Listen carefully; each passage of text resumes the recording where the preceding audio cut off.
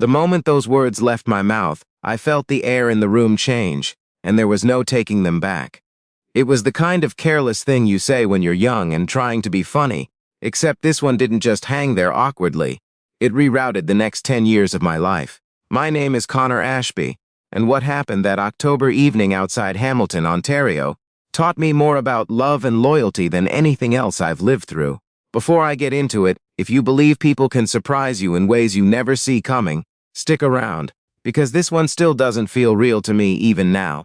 I was 23 that fall, working the parts counter at an auto shop off Barton Street and taking 2-night courses at Mohawk College, trying to figure out if I actually wanted to finish that business diploma or just quit and work full-time. My best friend since grade 9 was Tyler McKenzie. We'd grown up 2 streets apart, played junior hockey together until we both realized we weren't good enough to go anywhere with it, and spent half our lives in each other's basements. Tyler lived with his mom, Renata Castellano, in a small bungalow near Gage Park. His dad had taken off when Tyler was 11, moved out west, and basically disappeared except for a birthday card now and then, so it had been the two of them for over a decade. I'd practically grown up in that house too. Renata used to make me grilled cheese after practice when my own mom was working late shifts at the hospital, and she never once made me feel like a guest. Renata worked as a dental hygienist downtown, and she had this presence about her that I never really thought about until I was older. Not flashy, just steady. She showed up. She remembered things. She asked how my courses were going and actually waited for the answer. To me, she had always just been Tyler's mom, somebody's parent, background noise to the life Tyler and I were living. At least that's what I told myself, and for a long time it was true. It was a Friday night in late October, unseasonably warm for Hamilton, the kind of evening where you keep the windows cracked, even though everyone tells you winter's coming early this year. Tyler and I were in his living room with the Leafs game on, a couple of empty pizza boxes from Mr. Greek stacked on the coffee table, cans of Coke going flat beside them. Nothing was happening. It was just a normal night, the kind you don't remember unless something forces you to.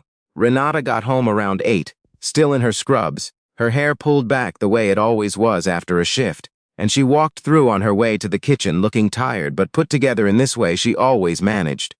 Tyler made some joke about her still being dressed for work, calling her Dr. Castellano in this mock-serious voice, and without even thinking about it, without filtering a single word, I laughed and said his mom was hotter than half the girls I'd dated. I said it like it was nothing, like it was just a thing you say to be funny in a room full of pizza boxes and a hockey game nobody was really watching. The room went dead quiet. Tyler turned and looked at me like I'd said something about his sister, except he didn't have a sister, he had a mom. And apparently that line existed for a reason I'd just walked straight through. My stomach dropped the second the words were out, and I started laughing in that fake, scrambling way you do when you're trying to undo something that's already done. Then I noticed Renata had stopped in the kitchen doorway. She wasn't moving. She was looking right at me, and her face wasn't angry, and it wasn't embarrassed either. It was something closer to curious, like she was working something out. And then she said the thing that changed everything. She asked if I was being serious. Not in an offended way, genuinely asked, like she actually wanted to know. I figured she was messing with me, calling my bluff to make me squirm a little, and Tyler laughed too, nervous, assuming the same thing. But Renata didn't laugh. She just kept looking at me, steady, and said she wasn't joking. The silence that followed felt like it had its own weight to it.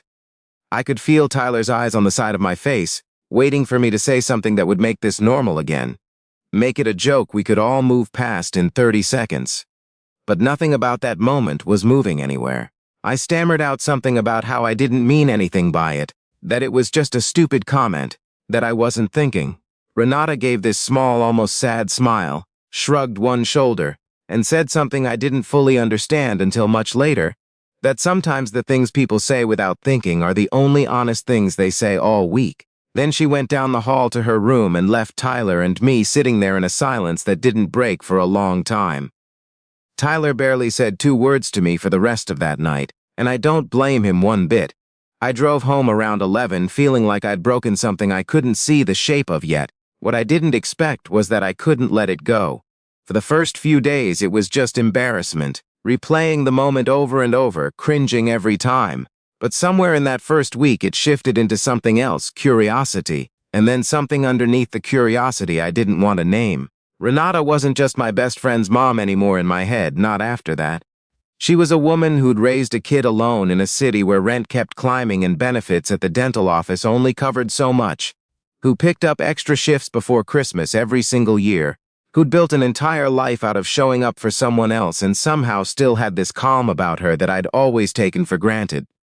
I started going over to Tyler's place less, partly out of guilt, partly because I genuinely didn't know how to act around either of them. Tyler noticed, asked once if everything was okay between us, and I told him I was just slammed with school, which was half true. Then, about 3 weeks later, I had to go back to grab a torque wrench I'd left in the garage, and I ran into Renata outside, raking leaves off the driveway in a hoodie with the hospital logo from some run she must have done years back. We ended up talking. It started easy. How work was, how Tyler's hockey league was going, whether the leaves were ever going to stop falling. But it drifted somewhere deeper without either of us really steering it there. She told me how quiet the house felt some nights now that Tyler was older and out more, how there'd been a version of her life before Tyler, where she thought she'd end up somewhere different. She mentioned, almost like it didn't matter, that she'd wanted to go back to school herself once, study something in healthcare beyond hygiene work, but timing and money never lined up. I listened in a way I don't think I'd ever actually listened to anyone before. For the first time, I wasn't seeing her as Tyler's mom standing in a doorway. I was seeing a person who'd spent 15 years putting herself last and had just sort of accepted that as the deal. Those conversations kept happening through November, sometimes just 5 minutes by the mailbox, sometimes a half hour on the porch with coffee going cold. We never once brought up that night in the living room directly, but it sat underneath everything we said. Like static, you sniff it until somebody points it out. Then one evening, cold enough that our breath was showing, she said something that knocked the wind out of me a little. She told me life doesn't actually follow the neat rules. People pretend it does about age or what's appropriate, or who's allowed to feel what. She said if I'd meant what I said that night, even a little, I owed it to myself to be honest about it, instead of pretending it never happened. Then she went back inside and left me standing on the driveway with my car still running. I didn't sleep much that night. I kept thinking about Tyler, about everything our friendship had survived, broken collarbones, failed exams, his parents' divorce, my parents' divorce, and how this felt like the one thing that could actually end it for good. But I also kept thinking about the way Renata had looked at me on that driveway, calm and a little hopeful in a way that scared me more than anything. About a week after that, I asked Tyler if we could talk. Just the two of us. No game on in the background this time. It might be the hardest conversation I've ever had with another human being. I told him something had shifted in me, that I respected him more than almost anyone in my life, and that the friendship mattered more to me than I think I'd ever said out loud. And then I told him I thought I had feelings for his mom.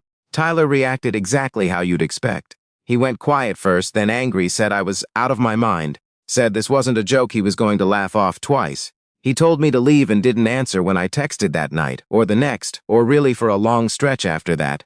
Weeks turned into months. We'd been inseparable for over a decade, and suddenly I was getting one-word replies, if I got anything at all. It was honestly the lowest stretch of my adult life. I questioned everything, whether I was a bad friend, whether what I felt was even real, or just some twisted reaction to a dumb joke gone sideways, whether some things are just supposed to stay off limits no matter what. Renata and I barely spoke during that time either. She told me once, briefly, over a text, that she didn't want to be the reason Tyler and I lost each other, and that she'd rather things go back to normal between us than have any of this come between him and me permanently.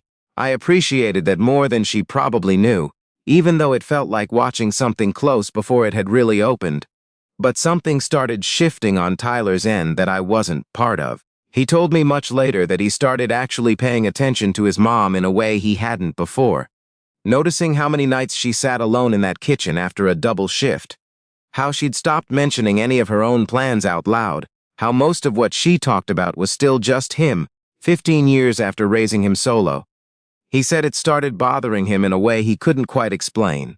Like he'd been so used to her being there for everyone else, that he'd never once asked what she actually wanted for herself. About 5 months after that conversation in his living room, Tyler called me out of nowhere on a Tuesday night. His voice was different. steadier, tired in a different way than angry tired. He told me something I still think about.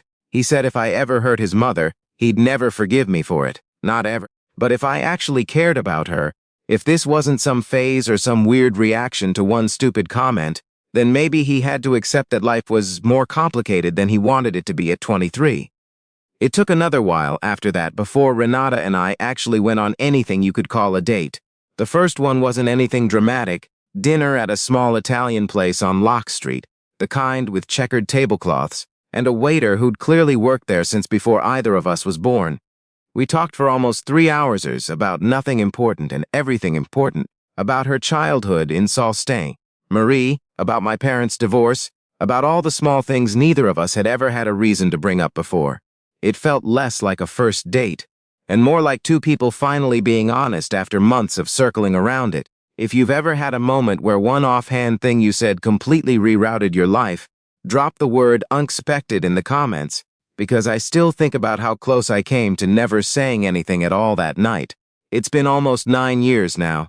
Tyler and I are still close, closer in some ways than we were before, though it took real work to get there. Awkward Thanksgivings at first, a lot of careful conversations, more than a few moments where one of us almost walked away from the whole thing out of pure discomfort. But Tyler eventually told me something that stuck with me more than almost anything else he's ever said. That love doesn't really care about the rules people invent for it, that it shows up in strange places and strange timing.